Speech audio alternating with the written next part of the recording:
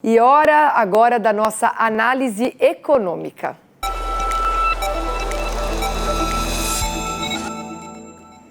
E depois de 3 resultados positivos em sequência, o setor de serviços desacelerou em fevereiro. A queda foi de quase 1%, contrariando as expectativas de crescimento. Assunto para o Thiago Abeste, editor do BDM. Boa tarde, Thiago. Seja bem-vindo mais uma vez.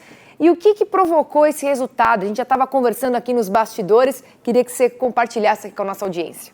Boa tarde, Priscila. Boa tarde para todo mundo que está acompanhando o Mercado e Companhia. Pri, o que os analistas estão dizendo é que em janeiro houve pagamento de precatórios, que é o dinheiro resultado de ações judiciais, né, contra prefeituras, governo federal, e que janeiro aí teve uma alta muito expressiva no setor de serviços, que foi de 0,7%. Agora, fevereiro seria, então, uma correção, né, dessa atividade muito acentuada em janeiro, fevereiro um pouco menor, mas mesmo assim ela veio muito abaixo do que se esperava. A gente até destacou alguns números que foram divulgados hoje de manhã. A gente vai ver aqui que a queda foi de 0,9%.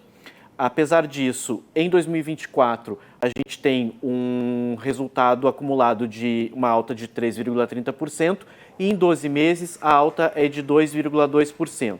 Para a gente entender um pouquinho o que fez cair o volume de serviços em fevereiro, das 5 atividades que são pesquisadas, 4 caíram. Então, profissionais, administrativos e complementares foram as que mais caíram, com 1,9%, informação e comunicação 1,5%, transportes e outros 0,9% e 1%.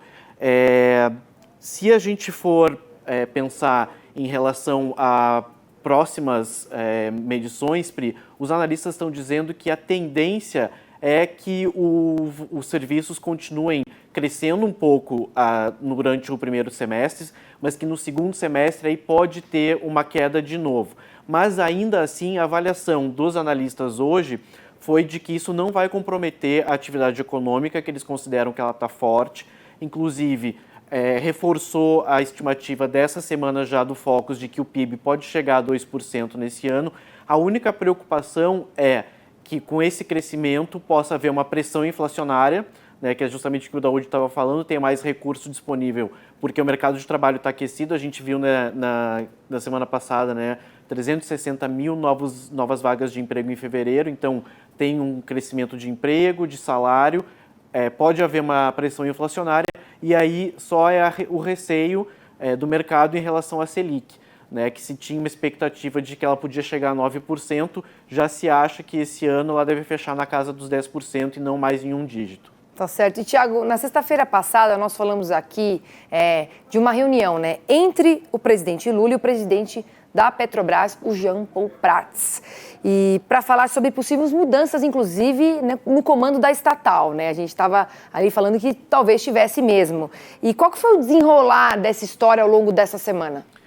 Estava dado como certa a saída do Jean Paul Prats, né? Mas durante o fim de semana e na própria segunda-feira teve uma reviravolta aí, né? Teve muita conversa de bastidor, muitas discussões, e aí hoje o que se diz é que Jean Paul Prats está muito mais para ficar do que para sair. Então, na segunda-feira, o Fernando Haddad, né, o ministro da Fazenda, teve uma reunião com Lula, defendeu que a saída de Jean Paul Prats não ia ser um bom negócio, especialmente para o mercado, ia dar um recado ruim, né, para o mercado, a saída dele. E, além disso, no Senado houve também uma conversa de muitos líderes do Senado para que o presidente do Senado, Rodrigo Pacheco, que é um aliado de Alexandre Silveira, ministro das Minas e Energia, que é quem estava rivalizando ali com Jean Paul Prats, para que ele baixasse a fervura, porque os senadores não iriam aceitar uma saída de Jean Paul Prats. Então, todo esse combinado aí de conversas resultou também numa fala de que a Petrobras vai sim distribuir aqueles recursos extraordinários que foram o grande problema, né? Que não se sabia se ia distribuir ou não, primeiro não ia, agora tem uma decisão de que se vai distribuir, ainda não se sabe quando nem quanto.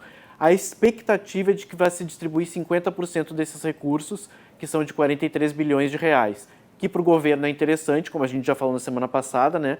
Porque o governo leva mais ou menos 12 bilhões e isso ajuda a cobrir lá o déficit fiscal e a entregar, quem sabe, um déficit zero até o fim do ano. Tá certo. E como a notícia, né? Coisas vão acontecendo, muda toda hora, como a previsão do tempo. Por isso que nós estamos aqui sempre traduzindo as informações e você fazendo isso aqui muito bem aqui no Mercado e Companhia. Obrigada, viu, Thiago, mais uma vez. Eu que agradeço. Um bom fim de semana para todo mundo. Para você também.